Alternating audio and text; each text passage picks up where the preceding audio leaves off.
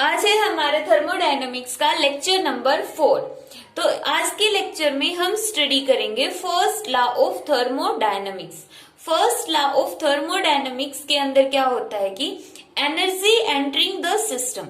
ये जो सिस्टम है हमारे पास कोई भी एक सिस्टम है, इसमें जो एनर्जी एंटर करती है, एनर्जी का मतलब हीट दिया, कुछ भी दिया, तो मान लेते हैं कि जो एनर्जी हम इसके अंदर एंटर कर रहे हैं उसकी वैल्यू है क्यू। तो क्यू अमाउंट में हमने इस सिस्टम के अंदर एनर्जी एंटर करवा दी है। तो energy entering the system in form of heat किसके इक्वल होगी? Is equal to the sum of increase in the internal energy of the system. अब ये जो सिस्टम है, सिस्टम का मतलब कोई भी गैस हो सकती है यहाँ पे, या कोई भी लिक्विड हो सकता है। तो सिस्टम है, उसको हम हीट दे रहे हैं, तो क्या होगा, उस हीट की, उस सिस्टम की इंटरनल एनर्जी का मतलब इसकी kinetic energy plus potential energy, तो वो होगी इंटरनल एनर्जी। उस इंटरनल एनर्जी के अंदर क्या होगा, इंक्रीमेंट आएगी, तो इंटरनल एनर्जी इंक्रीज हो जाएगी। And energy living the system, और कुछ एनर्जी फिर बाहर निकल जाएगी। ये वाली एनर्जी है, दो हिस्सों में टूट गई, एक तो इंटरनल एनर्जी को इंक्रीज करने में, plus energy living the system in form of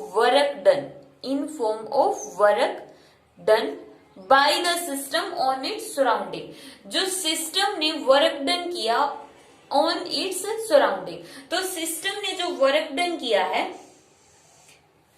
उसके अंदर कन्वर्ट हो जाएगी। वर्क डन को हम दिखा देते हैं डब्ल्यू के अंदर। तो यहाँ पे क्यू किसके इक्वल हो गया, increase in internal energy plus work done. तो जो हीट हमने सिस्टम को दी है वो टोटली किस में कन्वर्ट होगी, उसकी इंटरनल एनर्जी को इंक्रीज करने में प्लस कुछ वर्क डन करने में। तो यही है हमारा थर्मोडायनेमिक्स का फर्स्ट लॉ। अब यहाँ पे एक वर्ड मैंने कहा कि टोटली कन्वर्ट हो जाएगी, तो इसका मतलब ये किसके ऊपर बेस्ड होगा, law of conservation of energy, law of conservation of energy. Energy conservation law पर ये बेस्ड है। अब हमने यहां पर एक वर्ड देखो, work done by the system. By the system, system ने वर्क डन किया, इसलिए इस वर्क डन को हमने पॉजिटिव लिया, और इसीलिए हमने यहाँ पे डेल्टा यू प्लस डब्ल्यू किया। तो ये हमारा थर्मोडायनेमिक्स का फर्स्ट लॉ है। इसमें हम वर्क डन की जगह पी डी वी भी लिख सकते हैं। क्यू किसके इक्वल हो जाएगा, पी डी वी के इक्वल हो जाएगा। ठीक है, नेक्स्ट टॉपिक है हमारा application of first law of thermodynamics. First law of thermodynamics की हम एप्लीकेशन देखते हैं। जैसे देखो, जो थर्मोडायनेमिक्स का फर्स्ट लॉ है वो अभी हमने पढ़ा, डी डेल्टा क्यू किसके इक्वल था, delta U plus P D V. यहाँ पे ये डेल्टा, या फिर इसको ये लिख सकते हैं D Q is equal to D U plus P D V. अभी हमने क्यू पढ़ा था, तो डी क्यू क्यों लिख दिया यहाँ पे, मान लेते हैं कि जो सिस्टम को हमने एनर्जी दी है वो क्यू नहीं है, डी क्यू है, स्मॉल अमाउंट में हीट दिया, बस उसके लिए हमने यहाँ पे डेल्टा क्यू लगाया। सिंपल क्यू भी हम यहाँ पे लिख सकते हैं। अब देखो, यही था हमारा फर्स्ट लॉ ऑफ थर्मोडायनेमिक्स। इसको हम अप्लाई करते हैं एडियाबैटिक प्रोसेस के ऊपर। एडियाबैटिक प्रोसेस, अब एडियाबैटिक प्रोसेस जो हमने अपने थर्ड लेक्चर में स्टडी की थी, एडियाबैटिक प्रोसेस में जो हीट है वो क्या रहेगी, कांस्टेंट रहेगी।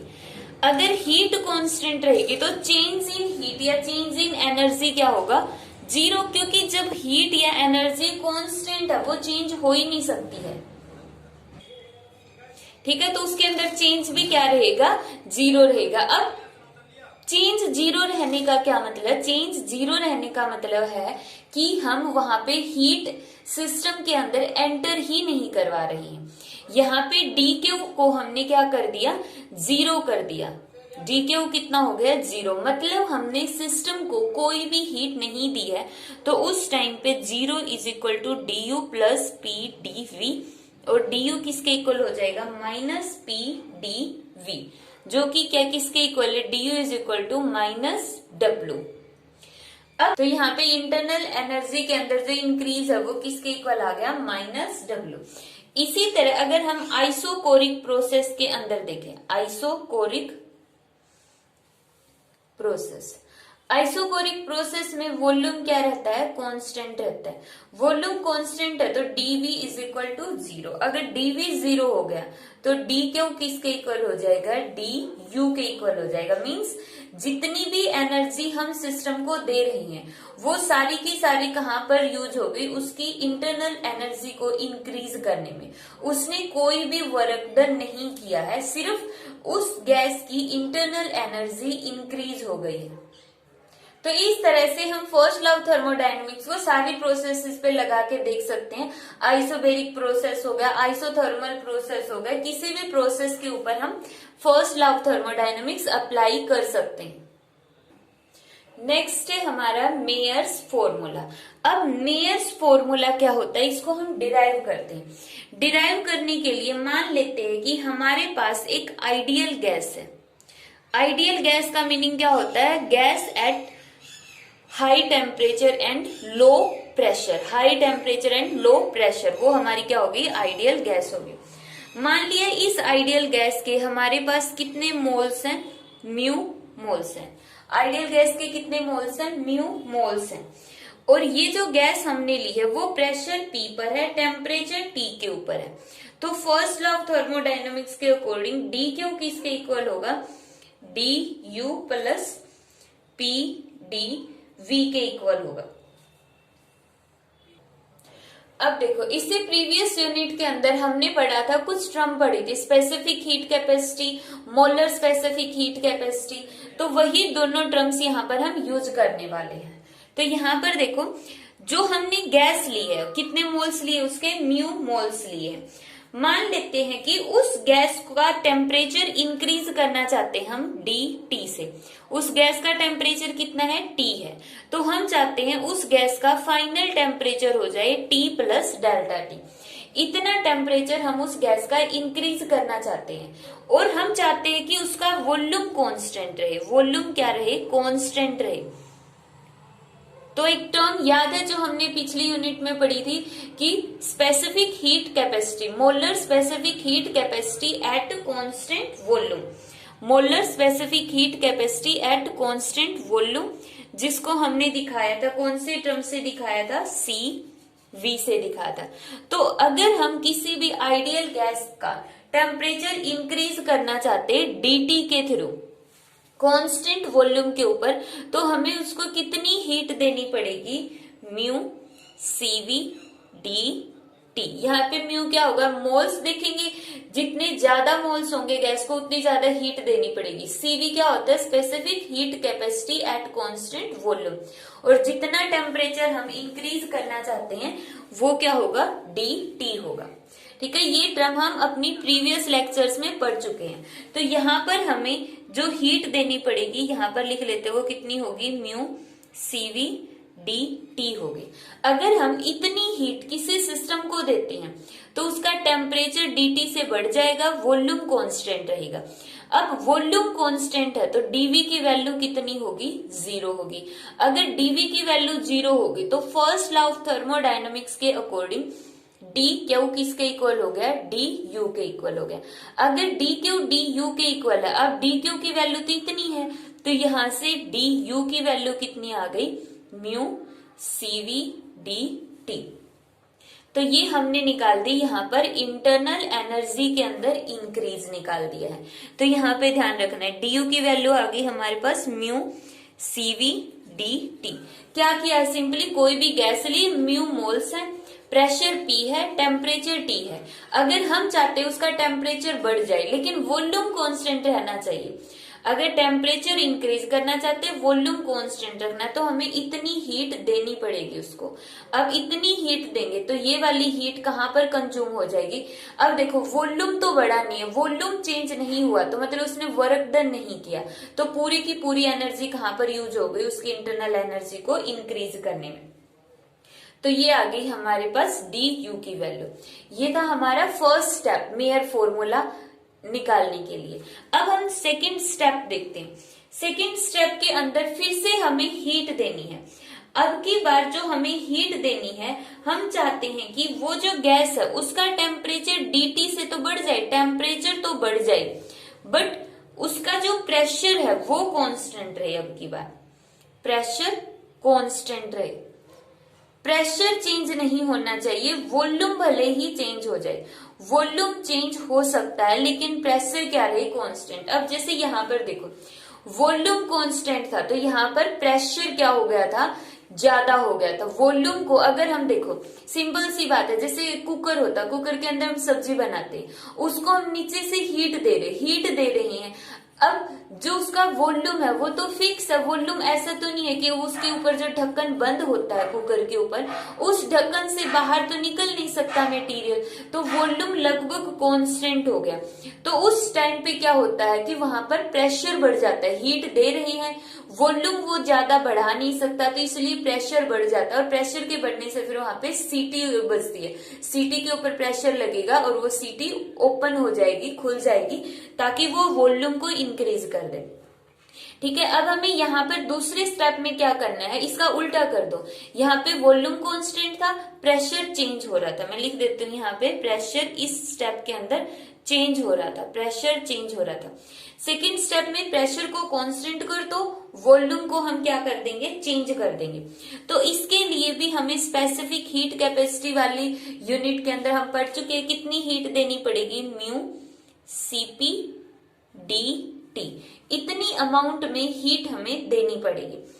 अब इतनी अमाउंट में जो हीट हमने दी है, यही थर्मोडायनेमिक्स के फर्स्ट लॉ के अंदर पुट करो, थर्मोडायनेमिक्स के फर्स्ट लॉ के अंदर हम ये सारी वैल्यूज को पुट करेंगे दोनों स्टेप से, डी यू की वैल्यू भी और डी क्यू की वैल्यू भी। यहां पर हमने लिख लिया डी क्यू किसके इक्वल आ गया, म्यू सीपी डी टी।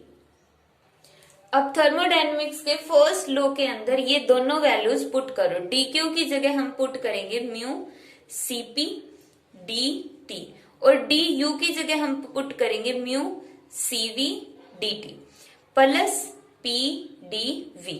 अब जो म्यू वाली दोनों टर्म्स है इनको हम एक साइड में कर लेते हैं, यहां से इसको इस तरफ लेकर आओगे, ये पॉजिटिव है तो इस तरफ आके किसका हो जाएगा, नेगेटिव, तो हमारे पास ये इक्वेशन बन गई। यहां से mu common, C P minus C V और डीटी भी कॉमन, तो ये आ गया is equal to P D V. अब आइडियल गैस इक्वेशन हमें पता होती है कि आइडियल गैस इक्वेशन क्या होती है, आइडियल गैस इक्वेशन होती है P V is equal to mu R T. अब ये जो आइडियल गैस इक्वेशन है इसको हम आने वाले नेक्स्ट लेक्चर्स के अंदर स्टडी करेंगे कि ये इक्वेशन होती क्या है, कहां से आई है। तो ये आइडियल गैस की इक्वेशन होती है, जो ये हमने आइडियल गैस ली है ऊपर उसकी इक्वेशन है कि जो प्रेशर और वॉल्यूम की प्रोडक्ट है वो किसके इक्वल होगी, आर, जो कि उस गैस का नेचर होता है, वो गैस कांस्टेंट और टेम्परेचर की प्रोडक्ट के, और म्यू नंबर ऑफ मोल्स। तो P V is equal to mu R T ideal gas equation है जो तुम्हें लर्न करनी है, इंपॉर्टेंट है। आइडियल गैस इक्वेशन क्या होती है, P V is equal to mu R T. अब यहां से देखो हमें चाहिए पी डी वी, तो पी डी वी हम क्या करेंगे, प्रेशर को कांस्टेंट करके लिख दो, यहाँ पे प्रेशर कांस्टेंट और इस टर्म को क्या कर दो, डिफरेंशिएट कर दो, डिफरेंशिएट करो। देखो प्रेशर कांस्टेंट है तो P एज इट इज बाहर, V का derivative dV is equal to mu भी कांस्टेंट होता है, गैस कांस्टेंट भी कांस्टेंट होता है, टेम्परेचर चेंज होके कितना आ जाएगा, म्यू आर डी टी। तो यहाँ पे हम इसकी वैल्यू पुट कर देंगे, पी डीवी की जगह हम पुट कर देंगे mu R D T, mu R D T, mu से म्यू कैंसल, dt से dt कैंसल, तो Cp माइनस Cv किसके इक्वल आ गया, R के इक्वल आ गया। Cp minus Cv is equal to R, और यही हमारे पास क्या होता है, मेयर्स फॉर्मूला। मेयर्स फॉर्मूला क्या होगा, Cp minus Cv is equal to R। Cp क्या है, specific heat capacity at constant pressure, minus Cv क्या है, specific heat capacity at constant volume, और R यहाँ पर क्या है, गैस कांस्टेंट। R क्या होगा यहाँ पर, गैस कांस्टेंट। R की वैल्यू होती है, R की वैल्यू कितनी होगी, ये वैल्यू भी याद रखनी, आइडियल गैस इक्वेशन याद करनी है, मेयर्स फॉर्मूला भी डायरेक्ट याद होना चाहिए कि कोई पूछता है मेयर्स फॉर्मूला क्या, तो हम बता दें Cp minus Cv is equal to R। R क्या है, गैस कांस्टेंट, उसकी वैल्यू कितनी होती है, 8.314 जूल पर मोल पर केल्विन। जूल पर मोल पर केल्विन किसके इक्वल होगा? आर की वैल्यू 8.314 जूल पर मोल पर केल्विन। ये तो हमारी हो गई जूल के अंदर। अगर इसको हम कैलोरी के अंदर ले तो आर की वैल्यू होगी 2 कैलोरी पर मोल पर केल्विन। कैलोरी के अंदर आर की वैल्यू होती है 2 और जूल के अंदर होती है 8.314 जूल पर मोल पर केल्विन।